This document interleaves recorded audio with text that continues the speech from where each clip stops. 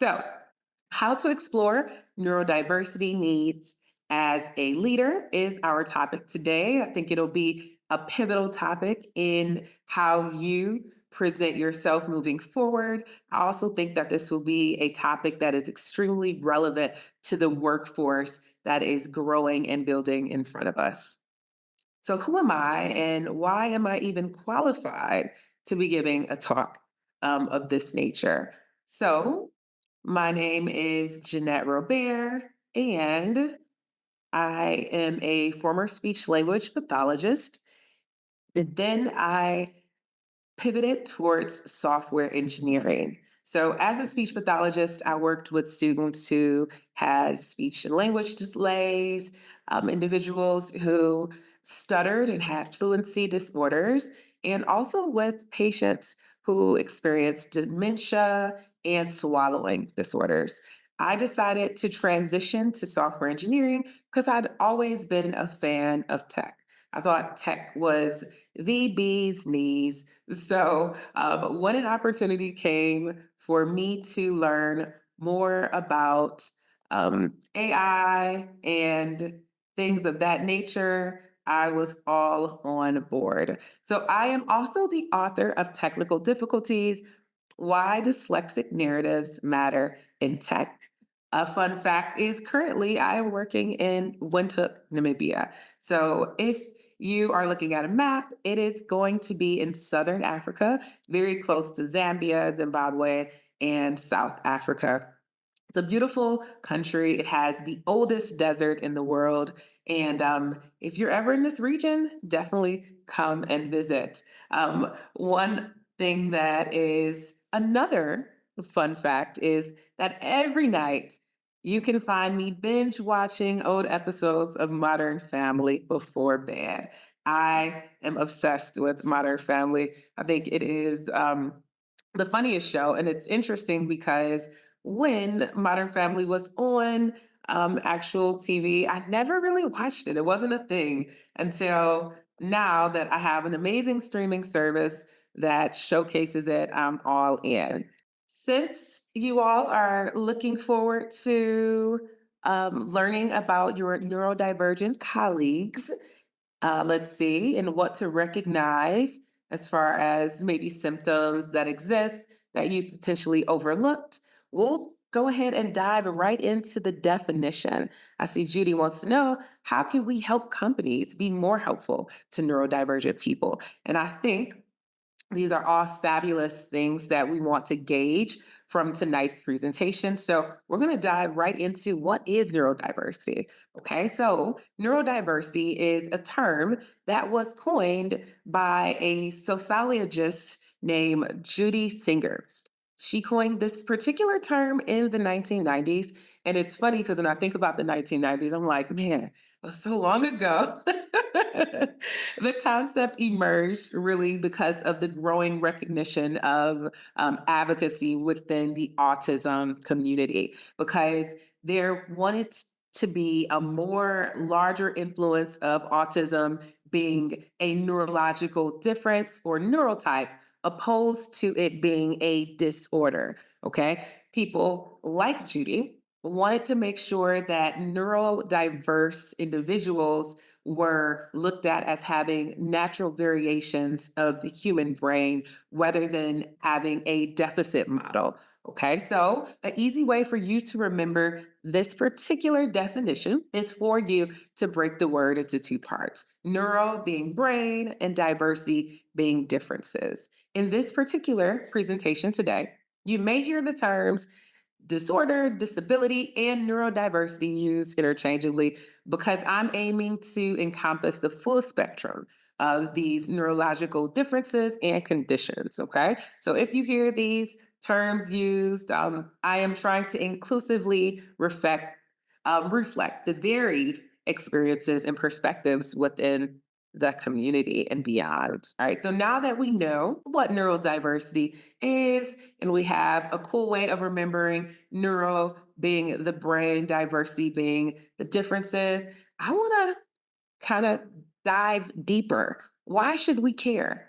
Okay. I heard some really great comments that I read aloud and that I was able to read silently about why you all are here. Those watching live or those watching the recording, why should we care about neurodiversity? Well, we should care about inclusion, diversity, and equity for many reasons. Okay. But if you need a few more reasons, then let's get into a couple. So there are three additional points that I want to make. I want to start with productivity. 90 to 140% of individuals that are neurodivergent are said to be more productive than their neurotypical counterparts. Okay. This is based off of a study done by JP Morgan and Chase. And they found that during their neurodiverse program hiring for tech roles, that 90 to 140% of their neurodiverse hires were more productive. They were consistent and their work was error free. So that may be alarming, but I think that this is an amazing data point that is telling us a story, essentially. Next, we want to look at retention. Companies that prioritize inclusivity and accommodations for disabled employees often experience higher retention rates. According to a study by the Institute of Corporate Productivity, organizations with inclusive hiring practices reported 72% higher employee retention rates. That's another huge number that you can use as a data point as you're telling the story of why we should care as we are exploring neurodiversity needs as leaders. We also found that disabled employees who feel valued and supported are more likely to stay with their employer long term, contributing to a stable and engaging work environment and overall team. And the last point I want to make, like I said earlier, there are various points, but this last one I want to make is with regard to ROI, which we know as the return on investment. So, businesses that invest in accommodations and support for disabled employees typically see some positive returns. For every dollar invested in accommodations, companies will see potentially up to about $28 in benefits, according to a report done by Job Accommodation Network. So, when I came to tell you all why you should care, I came with the facts. I came with the receipts. So I want to say that improved workplace morale and productivity among disabled employees can enhance overall team performance and efficiency, which we know can impact and contribute to a higher ROI. So now that I've given you a couple points to consider, I want you to hop one over in the chat and I want you to tell me what are the most common neurotypes in the workplace. So, when we were talking about neurodiversity, we mentioned that it was a variation or a difference in the brain. And we also talked about Judy Singer, who created the term neurodiversity based on the autism community. So, can you think about any neurotypes in the workplace? Holly says neurotypicals. Okay. Because as we know, no brain is the same. So let's think about some different neurotypes. We hear autism pretty often. What about, okay, I see ADHD. Okay. Are there some other neurotypes in the workplace that could be pretty common? Okay. Dyslexia, OCD. All right. Giftedness. Yes. High sensitivity, anxiety. Absolutely. These are all common neurotypes. However, the most common are autism, ADHD, and dyslexia, which was already stated in the chat. Bipolar disorder is also a common neurotype, as well as Tourette syndrome, Down syndrome, and we can go on and on and on. We are going to now touch bases on autism, ADHD, and dyslexia, as those are the most common neurotypes we'll likely see at our workplace. When it comes to autism, we will define it as a developmental disorder. Okay, some of the hallmarks are need for structure, making less eye contact, preferring direct communication. And some of the commonalities will be that there are issues with social skills. There's usually an inability to pick up social cues, awkwardness, and sometimes individuals not knowing good times to cut into a conversation. What we will see with autistics are sometimes they are non speaking. Okay, so they have those communication and social skills that are developed differently from an atypical person. Now, some quick notes on autism is that we found during the pandemic that a lot of people we revered and watched on television and enjoyed their work came out saying that they were autistic and on the autism spectrum.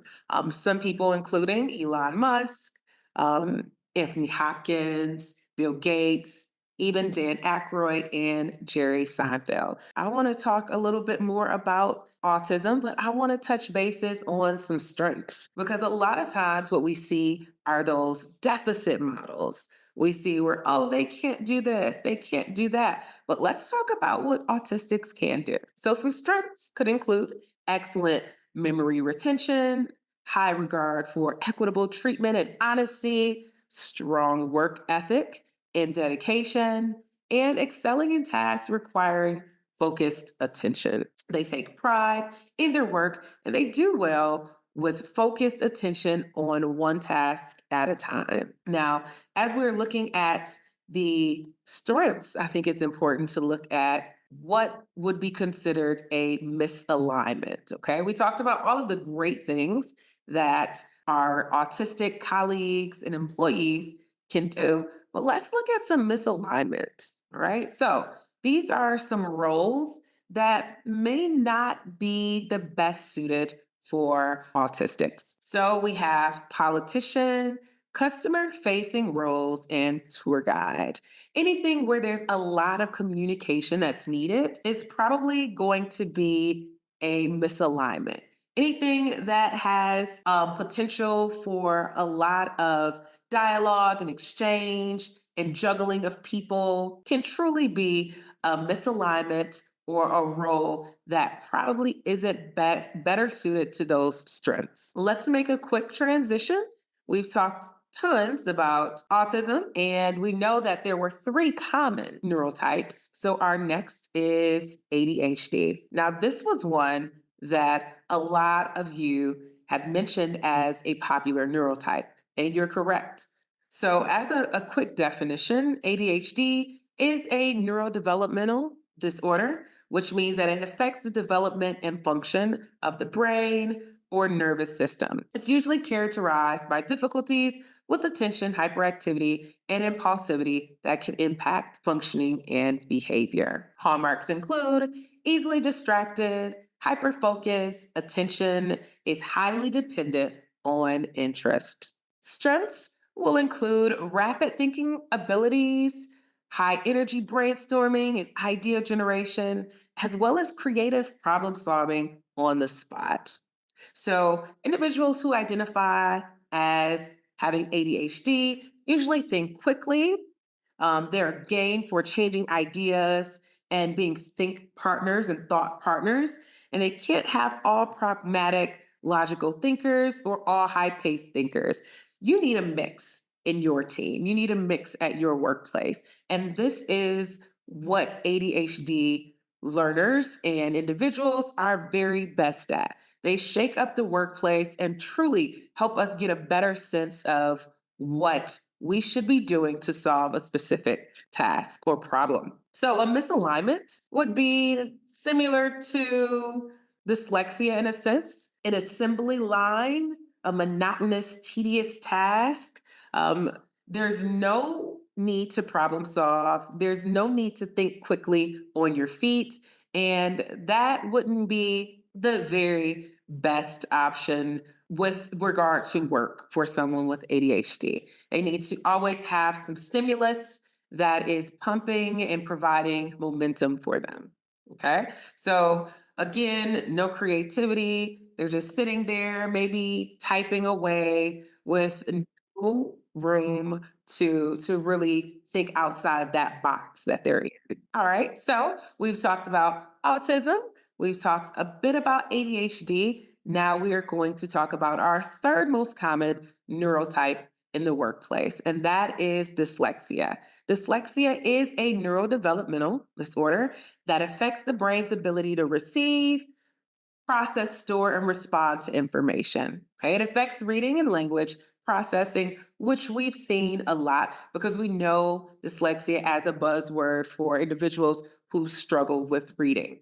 Despite normal intelligence and adequate educational opportunities, we see a lot of dyslexic folks that are still having issues with processing written language as well as language that is spoken. Some hallmarks would include difficulty, as I mentioned, with reading and writing. Spelling can be inconsistent and challenging, and there are difficulties with organizing speech and processing. Some strengths would be that they are effective brainstormers and innovative thinkers, just like those we saw with ADHD. That was one of the strengths there. They're excellent visualization skills and those visual spatial abilities where they can recall information. And now we can look at some of the misalignments. Usually, individuals with dyslexia have great pictorial memory, and they are great architects, engineers, and entrepreneurs. However, some misaligned roles could be a data entry personnel, a court reporter, and an executive assistant. Because they're going to be at a computer all day long doing data input, it's not feeding their need to be creative, and it is not providing them with their stimulus to truly be able to be imaginative in the work that they're doing. It's very boring, and it is certainly not tapping into those strengths that we learned about a little earlier. All right, so now that we've been able to look at why this should matter to us, as well as what neurotypes are the most prevalent, we're going to talk about why every neurodiverse person is unique. Okay. We'll look at some statistics and look at some accommodations and talk a little bit about what that even means. So, every neurodiverse person is unique, as I mentioned. And in understanding that, there is what we call comorbidity.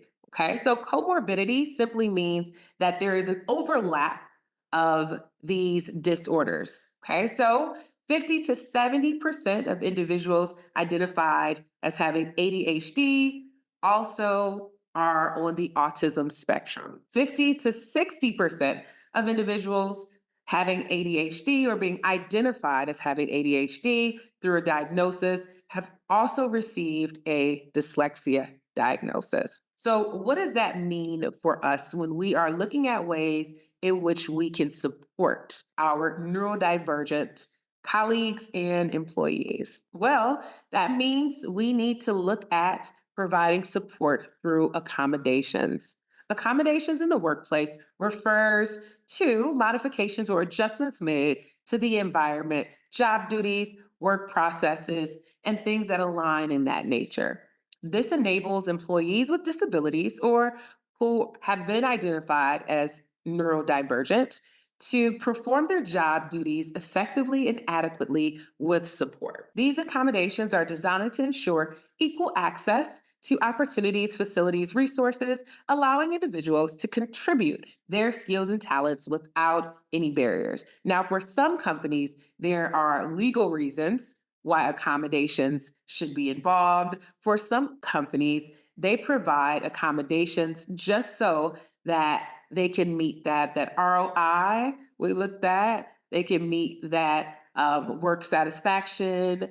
They can meet the performance reviews that are stellar, as well as retention. We want to all create a workplace where accommodations are a vital step towards fostering inclusivity and support. All right. When organizations like the ones that you work for, prioritize accommodations. They ensure that every single one of us can perform our best by removing those hurdles, those barriers to success. And this is essentially a proactive approach. Not only does it boost performance, like I mentioned, and morale, but it promotes a sense of fairness, a sense of equity, and it promotes a sense of belonging. So let's chat about some accommodations. So, first things first, flexible work hours can be an accommodation. Flexible work hours, simply put, is allowing the start and end times that can help during variable energy levels and productivity patterns. Gauge what hours of the day your employees or your colleagues are the most productive and see how you can work around that, how you can navigate that and use that to the best of your ability. Next, which is my fave, is the remote work options. We want to provide opportunities or offer a reduction in sensory overload and provide a more comfortable and controlled work environment. I know during the pandemic that remote work became more viable for a lot of companies that never saw that as an option. Next, we have clear communication. This I can say goes without saying, but let's step into this a bit. So, we want to use clear, concise, and direct communication. We want to use written instructions because they can be particularly helpful. We want to provide regular check-ins to ensure understanding and provide feedback. Clear communication is one of the most important accommodations that any neurotype could truly benefit from. Being able to write down step by step what is needed, checking in, providing feedback, being clear, being open and honest in how you communicate. That is an accommodation that I would say is top tier. Next, structured tasks. This kind of aligns with that clear communication because structured tasks means that you're breaking down those tasks into smaller, manageable steps with clear deadlines and expectations. You're using project management tools to track progress and keep everything organized. Next, we have assistive technology. As someone who's worked as a speech language pathologist, I have a lot of experience using different tech tools to promote learning and to truly be that game changer for individuals who have experienced different disabilities or neurodiversities. So, with assistive technology, we can provide different software or hardware that aids in productivity, such as speech to text programs and text to speech programs, organizational apps like with the structured tasks, or special keyboards, mice, special chairs, anything like that is considered an assistive technology. And last but not least, mental health support. I am seeing the decline of mental health with a lot of our counterparts.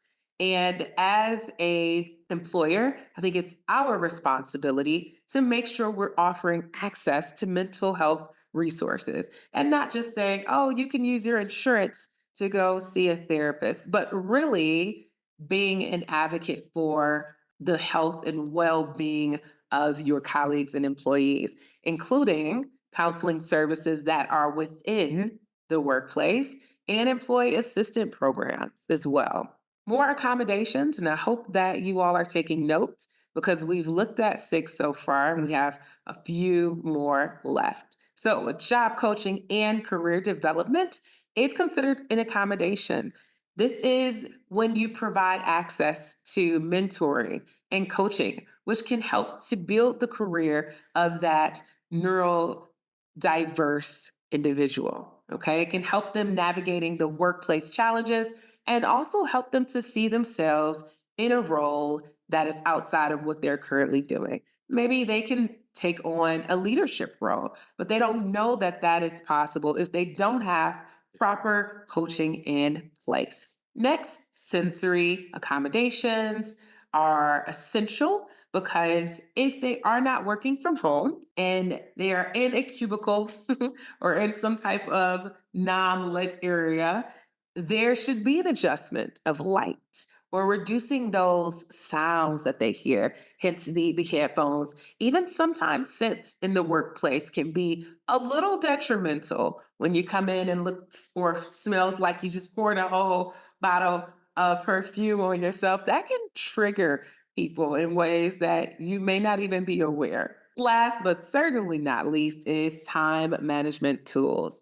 Offering tools and strategies that help with time management, such as timers, reminders, scheduling apps, and I would say if you are taking notes to make sure you write down the Pomodoro timing method. That's a really amazing method that was created that would considerably be a time management tool. Workplace accommodations are less about niceties and more about building a resilient workplace that serves all effectively in the long run. As a matter of fact, let's address a few long run factors before we close out today. All right. So, you all have been able to hear quite a bit of information with regards to or in terms of neurotypes, defining neurodiversity in itself, looking at accommodations, and understanding your why. Why is this important? So let's look at some disclosures. Now, accommodations in the workplace, as we mentioned already, refers to those modifications and adjustments. But what if your employee, your colleague, doesn't want to disclose that they have a disability or that they are neurodiverse? What would that look like? So, there are lots of strengths that come along with being able to disclose, but they can also come with some challenges. So, to disclose or not to disclose is a big question. Some factors I can think of would be I wouldn't want someone to think less of me. I wouldn't want my employer to give me a lot less work because they don't think I can keep up with my counterparts. And then on the other end, to disclose, you might say, you know what? I am going to speak my truth so that I can get what I need to succeed in this place. So I want you all to share in the chat what percent of people with disabilities or with neurodiversities disclose to their employer? Okay. Just give me any number you can think of, and we'll talk a little bit about the actual percentage of people who disclose. I see 12%, 3%, 15%. Okay. 5%. All right. So you all think basically nobody is disclosing at all. And it's good. I like that our brains are calculating a number that we feel is relevant and that we agree is on par with how many people disclose. All right. So let's look at this number. Drum roll, please. All right. So 76% of employees decide not to disclose, while 24% decide to disclose. Now, as I stated, I'm coming with receipts. So this is from an Accenture global study of about 6,000 employees. During this study, they found that 76% of employees with disabilities report not fully disclosing their disability at work. Okay, so they didn't tell their HR manager, they didn't tell their colleagues, their supervisors or managers because they just did not feel comfortable disclosing. However, we see that 24% of the employees in the survey who had a disability agreed that their workplace culture was fully committed to helping them thrive and succeed. So they had no problem telling their employer about their neurodiversity needs, their diagnosis, their disability, or anything for that matter. Okay. I see in the chat that it really depends on the work culture, company location. I also see older established companies versus younger startup companies might be the divider. Maybe they are the ones who can't mask enough. Okay. So maybe people who have a problem with masking say, hey, I'm just going to keep it real. I'm just going to tell you all exactly where I'm coming from, right? So disclosure becomes significantly easier when employees feel a true sense of belonging and safety in the workplace. It's important to create an environment where everyone is valued and protected. Okay, that allows each and every one of us to share our experiences and needs openly. It fosters an inclusive and supportive organizational culture because that's the goal essentially. Factors influencing disability disclosure decisions in the workplace may vary, and the impact of disclosure does as well. There are complexities and considerations involved in disclosing disabilities in the workplace. So, when we are discussing accommodations, what does that look like? Okay, we talked about disclosure, how some people may want to, others may not, based on how safe they feel or based on whether they feel they won't get as treated like their counterparts. In today's diverse workforce, building a safe and inclusive workplace is crucial for maximizing talent and ensuring that everyone feels safe, valued, and like they are a part of the team. By understanding the do's and don'ts of workplace culture, employers can cultivate an environment where all employees thrive and contribute their best. So, we're going to discuss what that looks like when we are telling our employer that, hey, I have a medical issue and I want to bring it to your attention. So, when we're discussing accommodations, we want to discuss them privately. Okay. We don't want to call anybody out. As leaders, we want to call them in. And that means if you are seeing some patterns, if you are seeing some inconsistencies, let's have a dialogue. Let's discuss privately what we feel could be helpful as it relates to a accommodation. Okay, we don't want to ask anybody about their medical diagnosis. We don't want to get caught up in the legal red tape. However, we know that accommodations are for everyone. So, a great conversation to have with our new hires would be to simply ask them, hey, are there any software devices, any assistive technologies that you feel would help you as you are onboarding in this position? Okay. So, again, we want to make sure as leaders we are discussing accommodations privately with those and making them feel safe as they are telling us their needs. We don't want to call anybody out. Hey, Sam, you haven't been doing a good job. Do you have ADHD or something? That's certainly not ethical. So we do not want to fall into that trap, even if we are upset. We don't want to coerce anybody to tell us about their medical diagnosis because, as I said, accommodations could be for everyone. They could be helpful for all individuals. Here are some helpful ways in which you can get that conversation started. We talked about some don'ts. So let's talk about some do's in a sense. So you can simply ask, do you have any particular needs or adjustments that we can support you with to enhance your work experience? How can we assist in making your work environment more accessible and supportive for you? Is there any special equipment or modifications to your workplace that you require to do your job comfortably? These are very simple questions, very thoughtful questions. And I think that in asking these particular questions, you show a level of humanity, you show a level of vulnerability, and you show a level of consideration. Okay. And I don't know about you, but if my employer asked me these questions, I would feel okay about answering them. I wouldn't feel like I'm being called out. I wouldn't feel as though I was being singled out. I think these are simply put and they encompass how you want to support that person. Okay. Some helpful statements could include your comfort is important to me.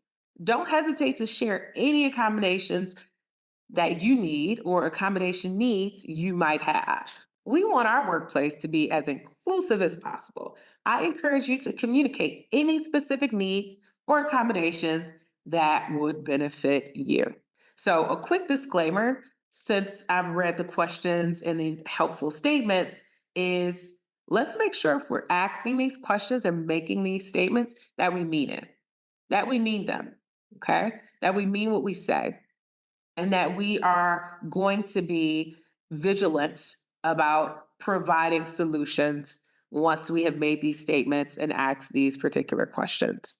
All right, so now we'll talk about inclusive meetings. What does that look like? How can this benefit every single person on your team?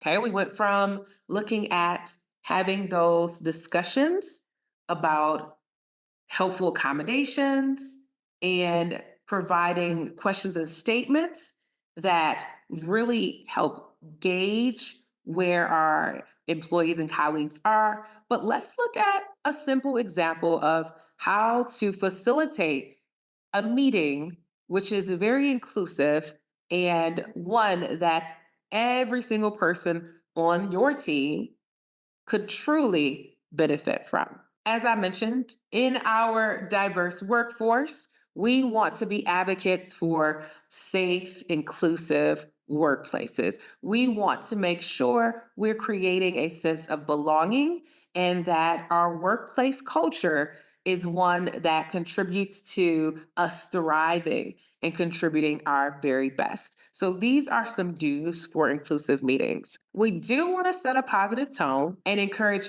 everybody to contribute. Okay. While we discuss these do's, I want you to consider how those who are nonverbal or have a speech fluency disorder could have alternate ways to contribute. Okay. We use that word contribute, and obviously it's a verb, but how do people with nonverbal abilities or those who have some fluency disorders, like they stutter or stammer or clutter, how can they still contribute to a meeting? I want you to think about that. You can put it in the chat or you can just ruminate on that, right? We want to make sure that we have alternate ways for our team members to contribute, such as participating in meetings via email or text, ensuring their perspectives are included and valued. This approach allows all of us to engage actively in discussions, leveraging our diverse communication styles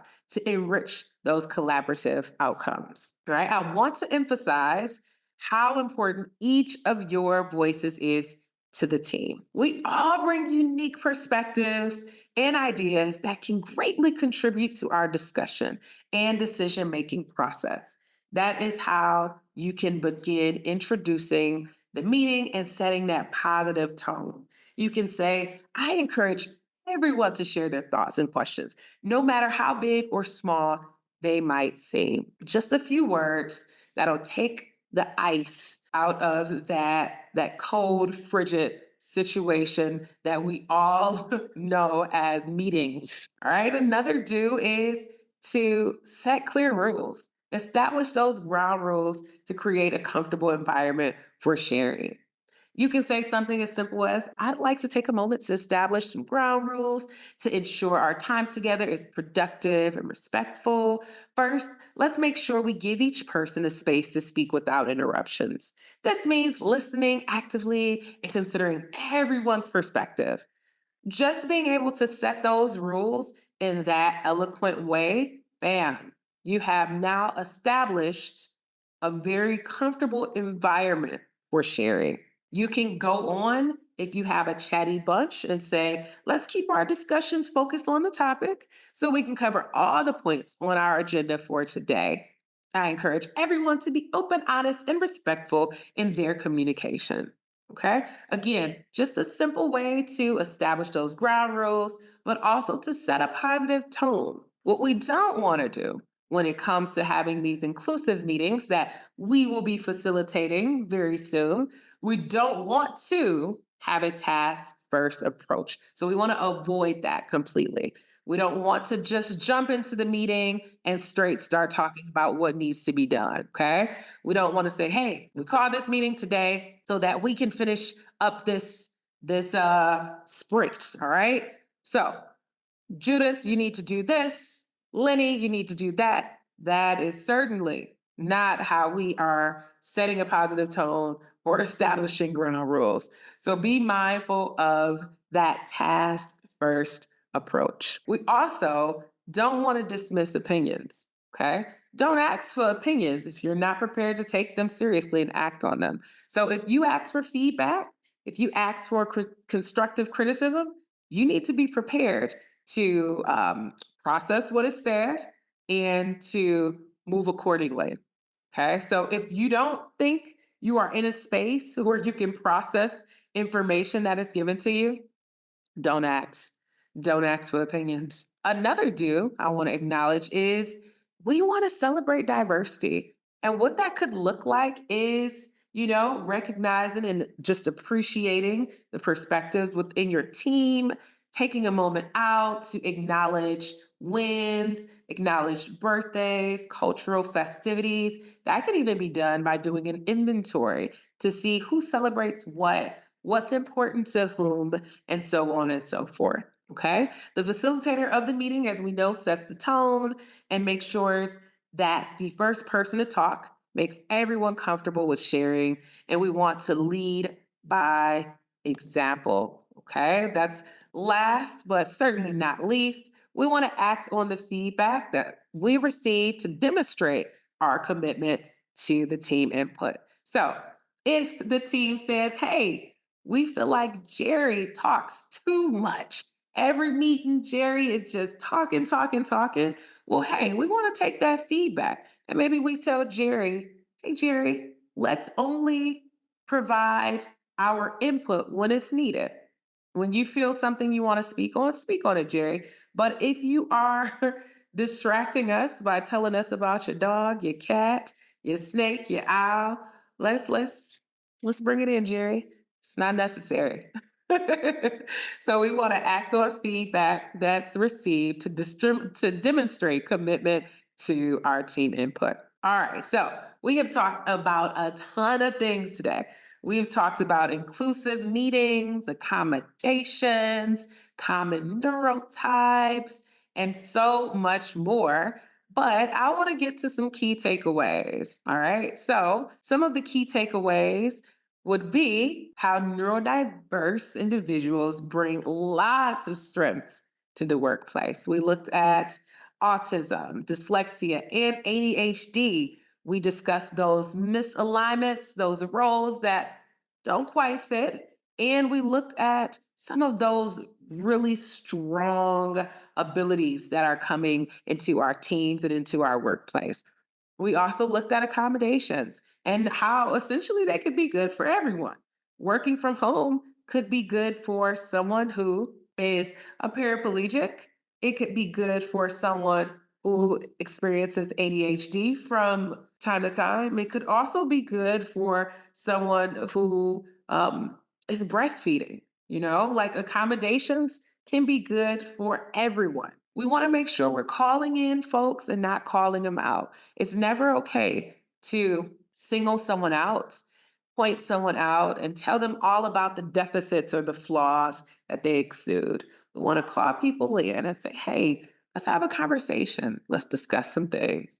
All right. And then finally, we talked about setting the tone in inclusive meetings. We can't expect our meetings to be inclusive of everyone if we're not beginning that meeting by saying, hey, we want everyone to feel welcome to contribute. If you have a issue with speaking up and you want to type it out, text it out, you are welcome in this space. You are welcome in this place. We looked at some benefits like enhanced productivity, improved retention, great ROI, and that was our why, essentially. Not only is it the right thing to do as we explore neurodiversity needs as a leader, but we see that there are some really vital benefits for our company, ultimately. All right, with that said, I am Jeannette Roberes, and I am the author of Technical Difficulties: Why Dyslexic Narratives Matter in Tech. If you would like to connect with me on Instagram or on LinkedIn, I have my information here for you to see. And I'm looking forward to connecting with you all outside of this particular talk.